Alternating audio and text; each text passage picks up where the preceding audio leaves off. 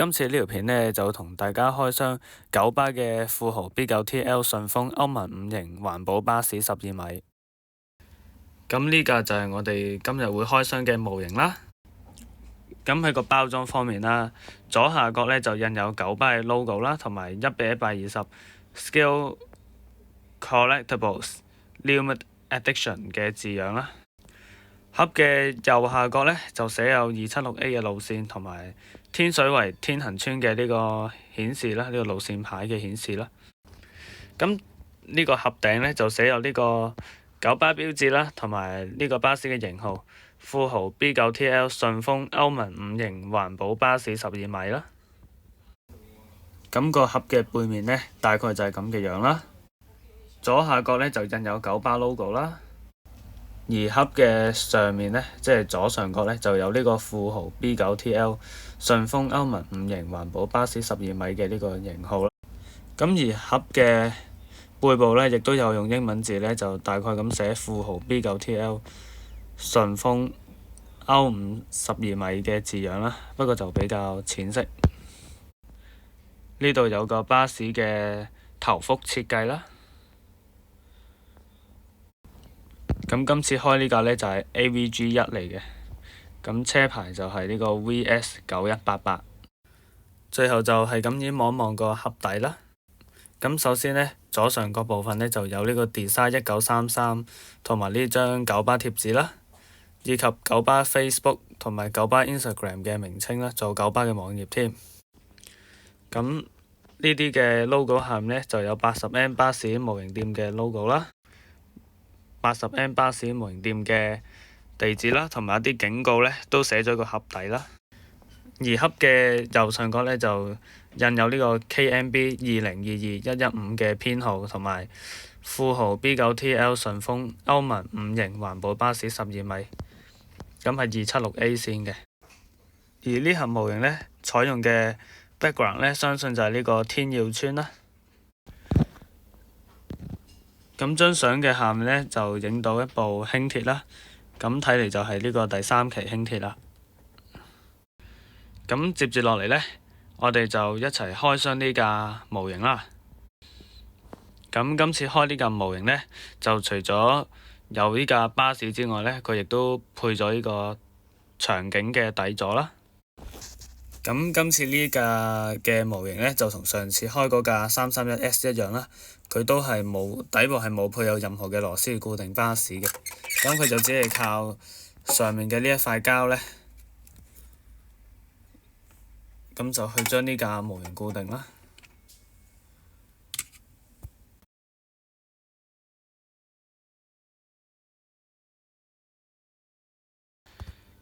好，咁我哋事不宜遲啦，先仔細咁睇下個場景先。咁首先啦，呢個巴士站嘅路面呢，就印有呢個巴士站嘅呢個路面標記啦。而今次呢個嘅巴士站呢，係設有呢個上蓋嘅，同埋呢個後車嘅凳嘅。咁就特寫一下呢張凳啦。咁呢個巴士站呢，就係天盛苑巴士站啦。咁呢度就印有會途經呢個站嘅巴士路線資料啦。不過就因為字體太細嘅關係呢，就實在好難睇得清佢究竟寫咗啲咩喺上面啦。咁我哋就特寫下呢個巴士站上面嘅乳豬紙先。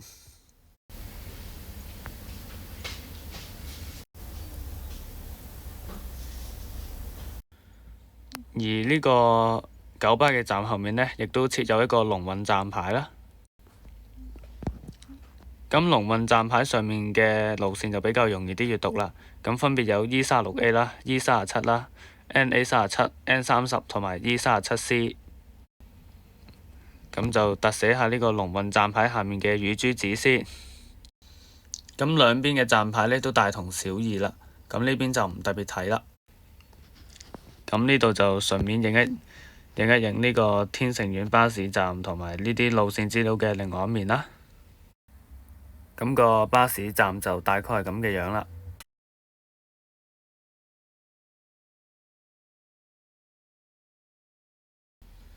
咁接住落嚟呢，就要開箱我哋嘅巴士啦。咁就先睇下車頭先啦。咁車牌就係 VS9188啦。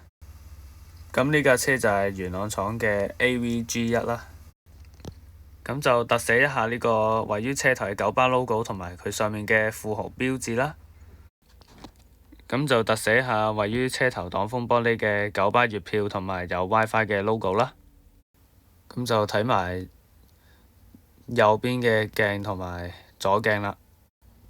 咁而車頭個電牌方面呢，就係 276A 前往天水圍天恒嘅顯示啦。咁上層車頭呢，就整咗個電視啦，同埋一個嘅扶手啦。咁至於左邊車身啦，咁首先一望呢，就係望到佢呢個比較突長嘅電牌啦。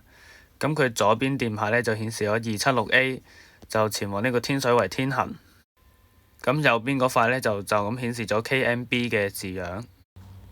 咁而至於啲車身標貼啊，即係嗰啲指揮燈啊、緊急開門閂門掣啊，呢啲嘅車身嘅標貼，我哋都影一影佢啦。咁就同時特寫一下位於車身嘅呢個九巴字樣啦。咁呢架車嘅車身有兩個九巴字樣啦，分別就係喺落車門前啦，同埋呢個位於上車門嘅上面啦，以及佢後面嘅呢一堆嘅線條啦。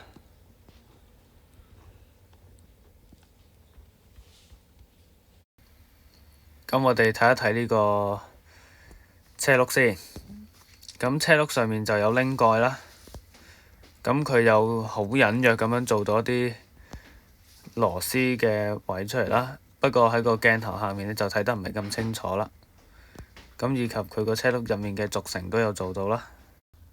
咁我就揾咗個清晰啲嘅角度去影呢個拎蓋上面嘅一啲螺絲窿啦。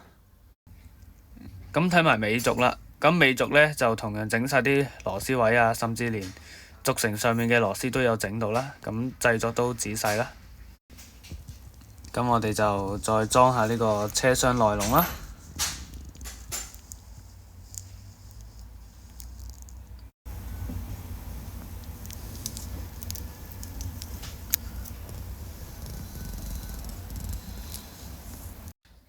好啦，咁之後就睇呢個車尾啦。咁同樣望一望個車牌啦，VS9188。咁就拍攝下位於呢個車尾引擎蓋嘅九巴字樣同埋佢嘅線條啦，以及富豪嘅 logo 同埋佢下面嗰把散熱風扇啦。而引擎蓋上面嘅位置呢，就有順豐嘅呢個名稱啦。收細啲先。係啦，咁佢成個引擎蓋嘅部分大概就係咁啦。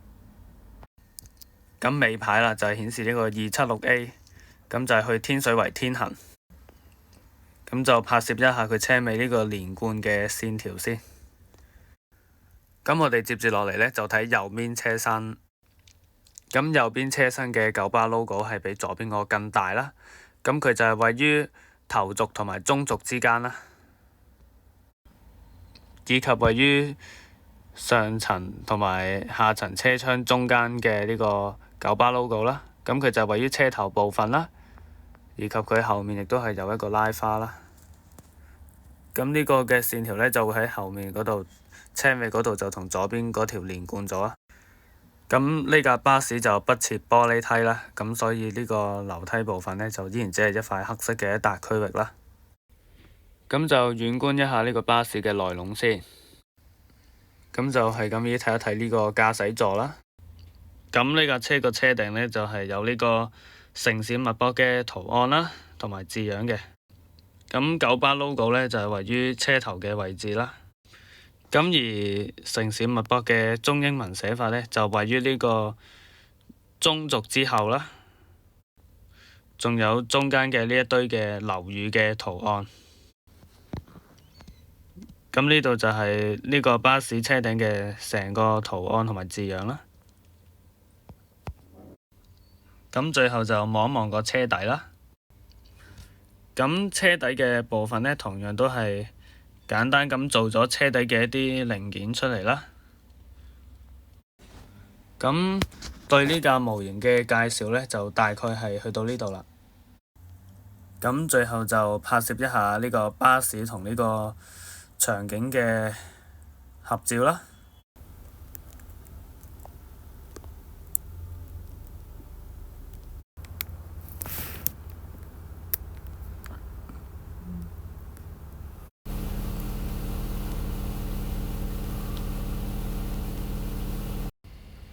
咁最後呢，就將呢個模型同埋佢個包裝合照一下先。咁今次嘅開箱就嚟到呢度啦，多謝大家收睇。